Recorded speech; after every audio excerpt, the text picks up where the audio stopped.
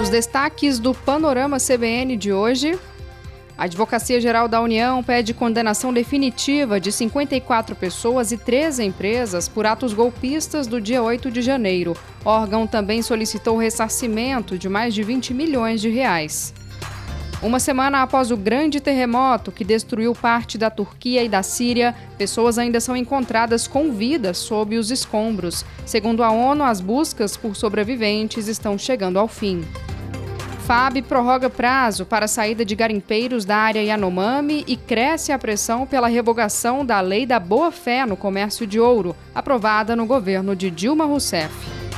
Ministro da Fazenda, Fernando Haddad, diz que propostas de renegociação de dívidas, atualização da tabela do imposto de renda e negociação do salário mínimo já estão nas mãos do presidente Lula.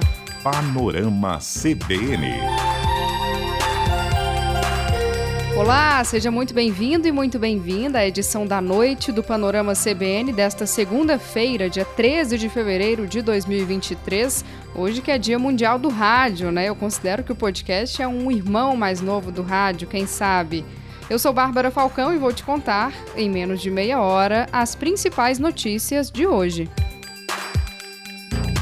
A Advocacia Geral da União fez o primeiro pedido de condenação definitiva de golpistas que participaram dos atos de 8 de janeiro. O órgão solicitou à Justiça Federal em Brasília que condene 54 pessoas, um sindicato e 13 empresas a ressarcirem os cofres públicos em 20 milhões e 700 mil reais. Segundo a AGU, a ação envolve pessoas que participaram e empresas que financiaram os atos criminosos. O valor do prejuízo foi calculado a partir dos dados apresentados pelo STF, pelo Palácio do Planalto, pela Câmara dos Deputados e pelo Senado.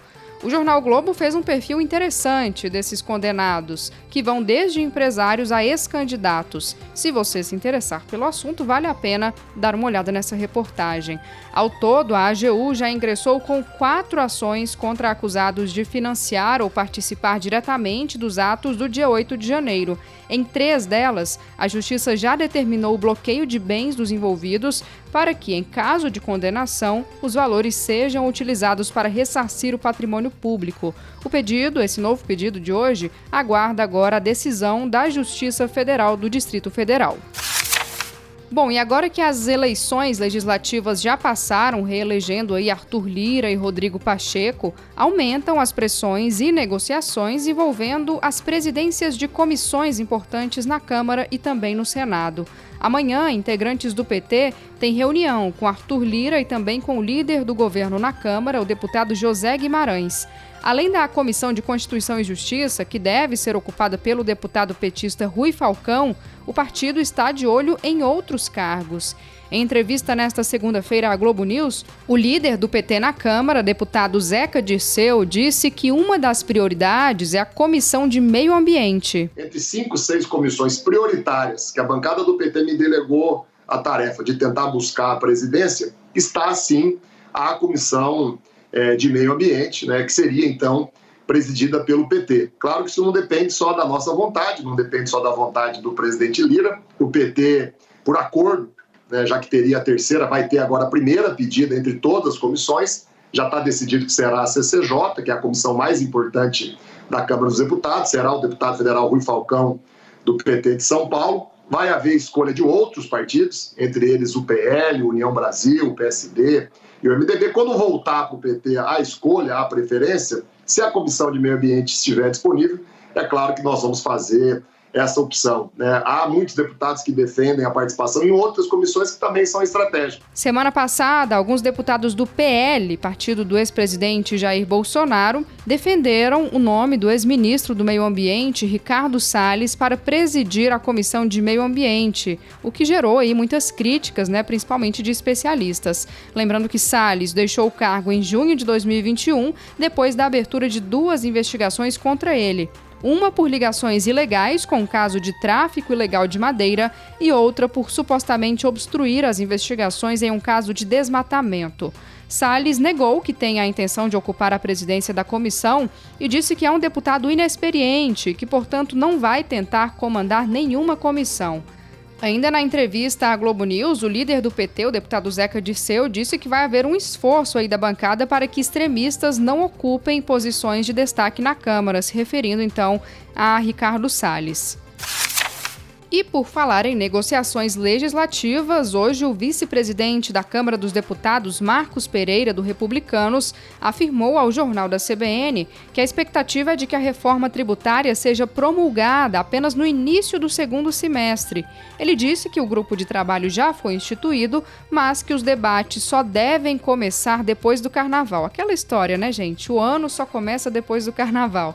O parlamentar também destacou que a união de projetos em discussão nas duas casas, Câmara e Senado, pode facilitar a tramitação. Segundo ele, a prioridade é simplificar o modelo tributário e não diminuir a carga. O ideal sempre é redução de impostos, mas o mundo ideal e o mundo real sempre tem uma diferença entre um e outro. Se possível e no tempo necessário, nós procuraremos reduzir a carga tributária. O que eu quero dizer, quando eu digo que não há uma previsão de redução, é para logo a promulgação desta PEC, porque o espaço fiscal, o déficit fiscal do nosso país e o orçamento da União ainda está muito apertado.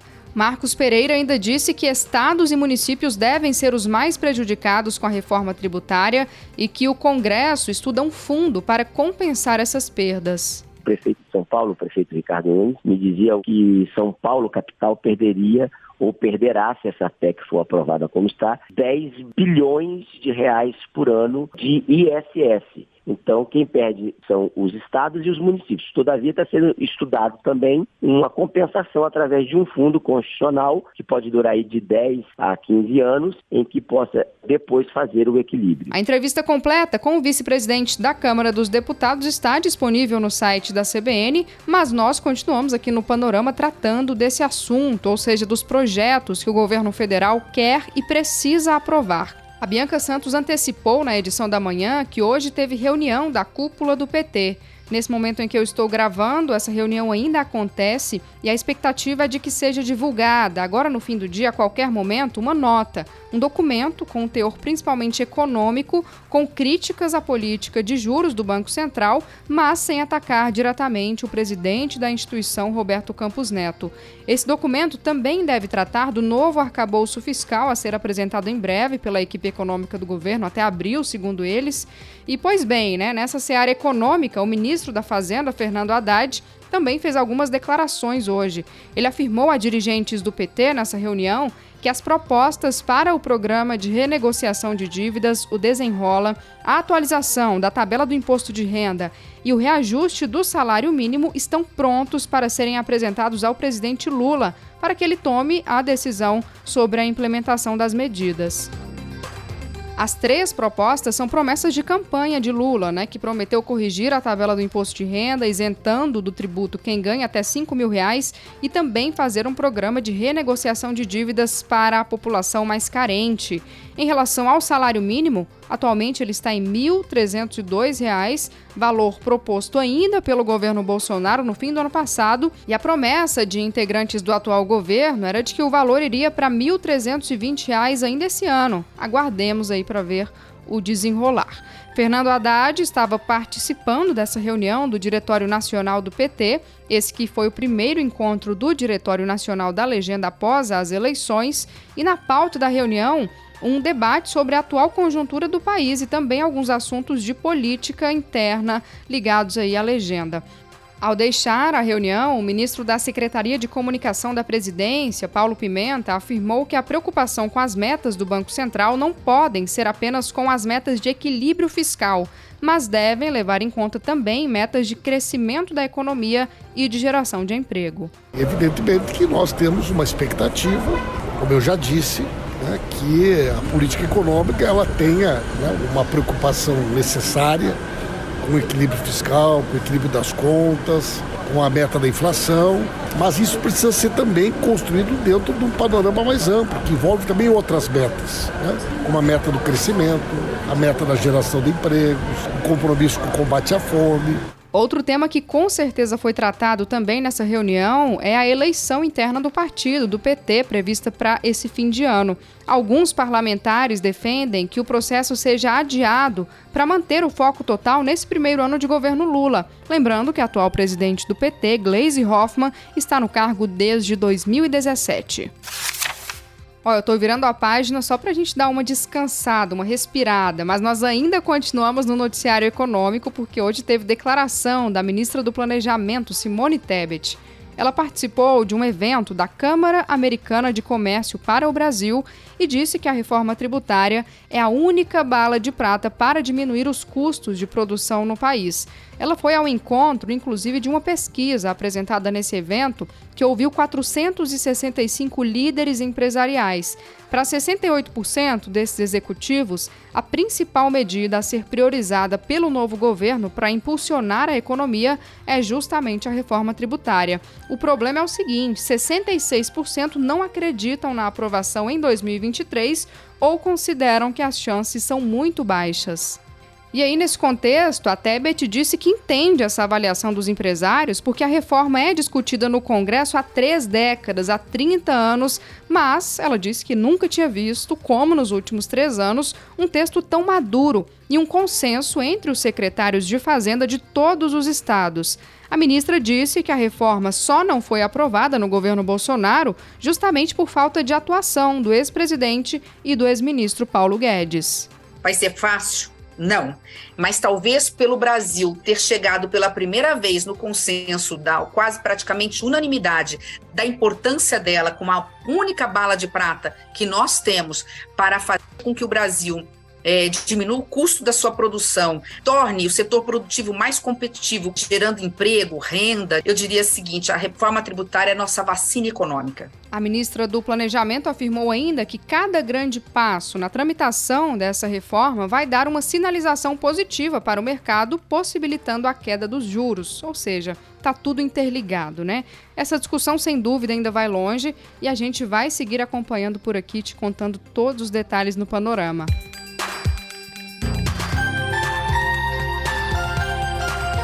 E agora vamos atualizar a situação da desocupação das terras Yanomamis. A Força Aérea Brasileira prorrogou hoje até o dia 6 de maio a liberação dos corredores aéreos para a saída voluntária de garimpeiros do território indígena em Roraima.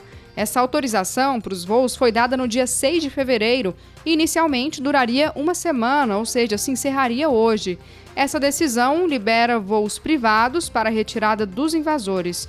Os garimpeiros também podem sair do local pelos rios. Nesta semana, o governo deve intensificar ainda mais as ações de combate à atividade ilegal na região.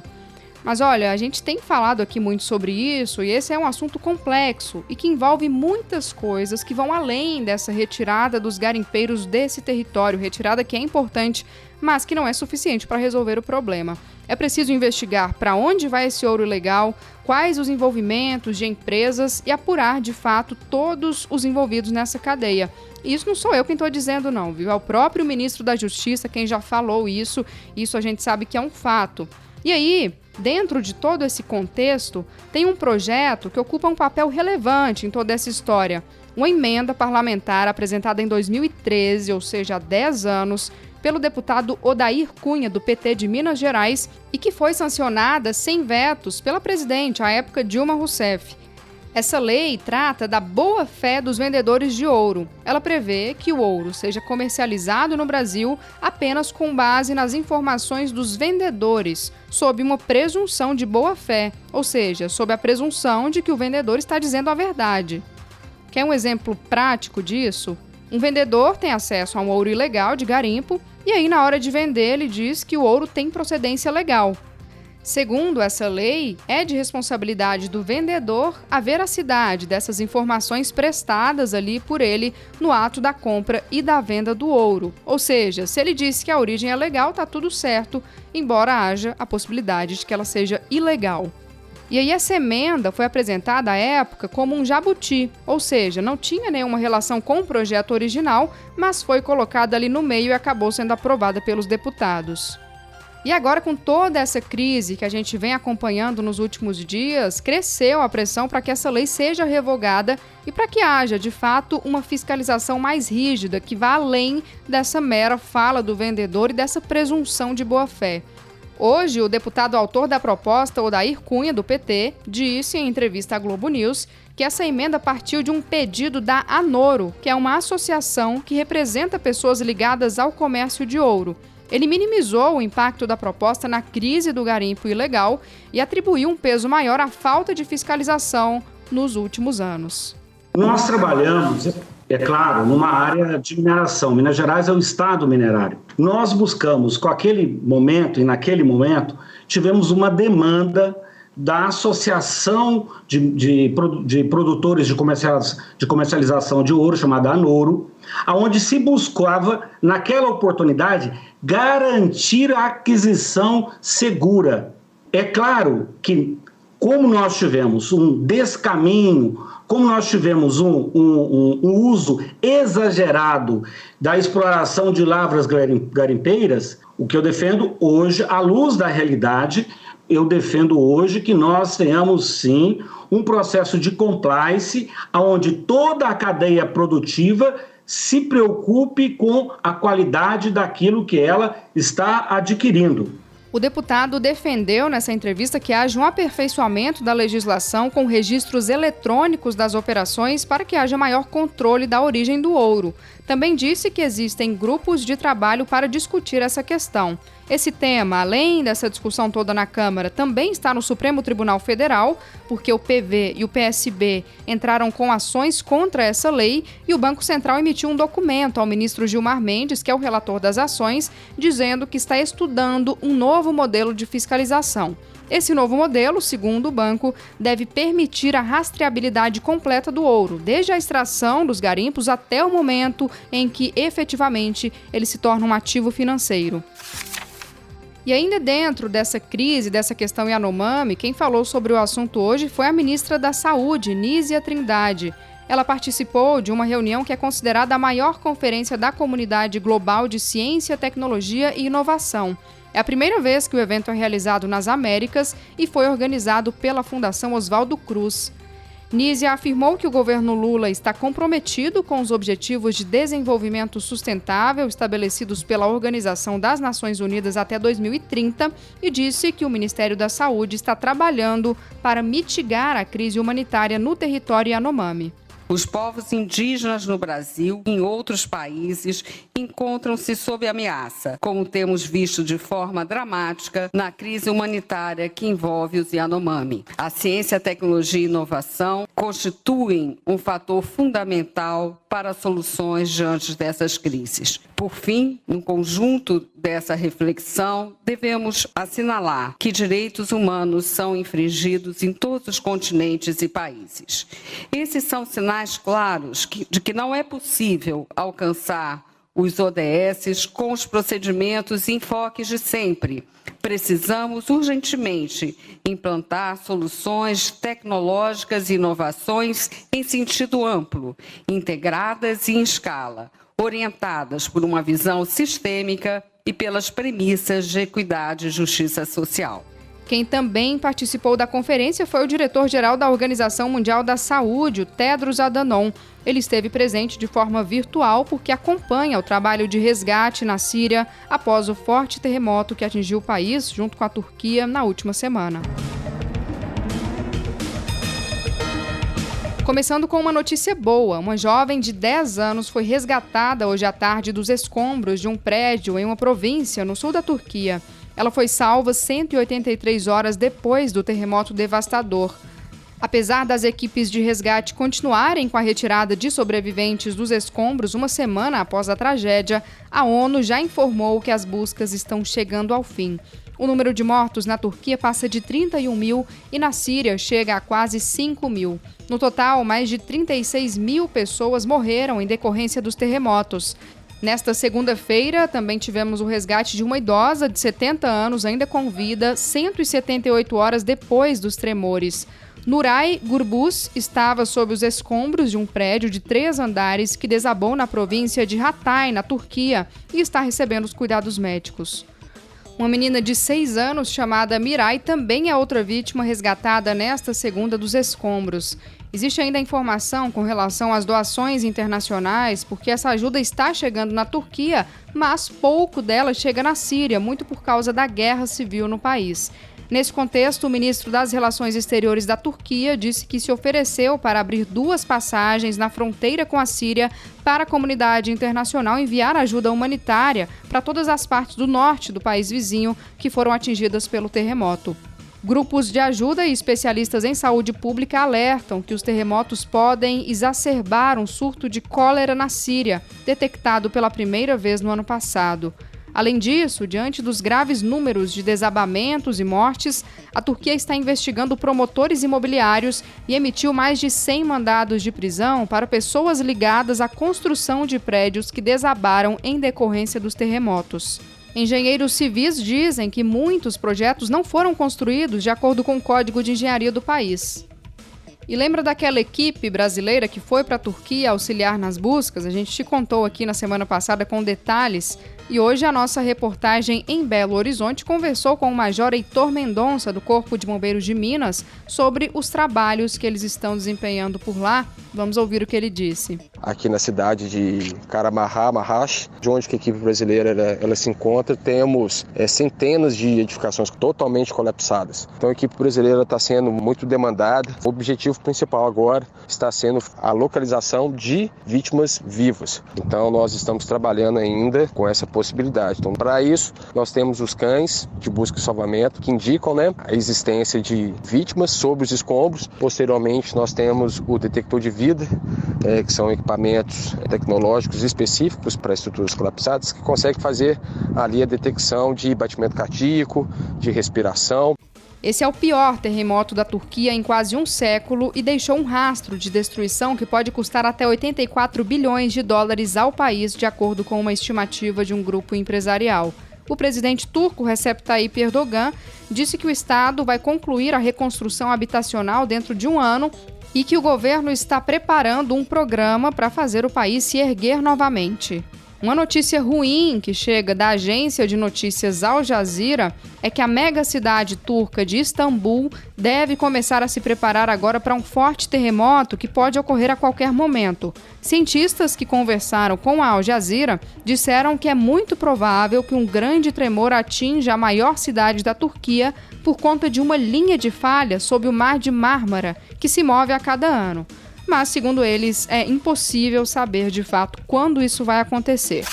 Ainda no noticiário internacional, temos hoje a notícia de que aproximadamente 80 mil pessoas protestaram em frente ao parlamento de Israel contra o plano do governo de Benjamin Netanyahu para reformar o poder judiciário. O texto é alvo de críticas e é visto como uma ameaça à democracia. A manifestação de hoje é considerada a maior em anos. Se aprovada a reforma, os ministros da Suprema Corte ficam impedidos de vetar leis com base no princípio da razoabilidade. A proposta permite que uma maioria simples de legisladores possa reverter decisões da Suprema Corte e dominar o comitê que nomeia juízes. Trabalhadores iniciaram uma greve geral e a oposição alega que esse texto dá para a coalizão governista um poder irrestrito sobre o sistema judiciário de Israel. De volta ao Brasil, eu te conto que uma escola de Montemor, no interior do estado de São Paulo, foi alvo de um atentado nesta segunda-feira. Um adolescente de 17 anos, ex-aluno da escola, arremessou bombas caseiras contra a escola, mas felizmente ninguém se feriu porque ele não conseguiu entrar no local. Ele foi apreendido, mas antes descartou um revólver com numeração raspada. O adolescente usava roupas pretas e uma faixa vermelha no braço com uma suástica, um símbolo nazista. Na casa dele, a polícia encontrou uma réplica de um fuzil e livros sobre nazismo, além de uma carta em que ele relatava o desejo de atacar a escola.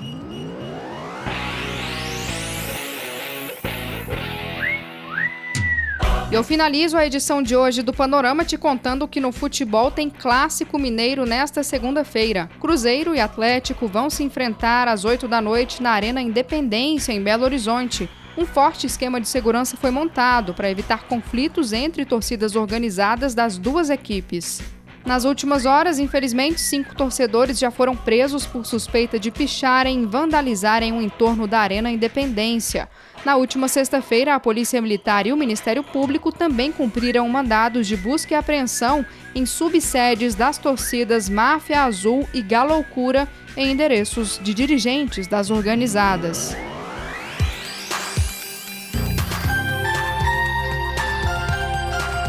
E com essa notícia eu vou ficando por aqui. Muitíssimo obrigada pela sua companhia. Amanhã de manhã tem mais Panorama com a Bianca Santos. A sonorização dessa edição foi do Daniel Mesquita.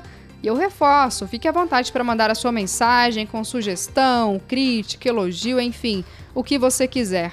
O meu e-mail é o barbara.falcão@cbn.com.br ou, se você preferir, pode falar comigo nas redes sociais. No Instagram, eu estou no @bmfalcão e no Twitter, no @bmfalcão_. Um grande abraço e até amanhã.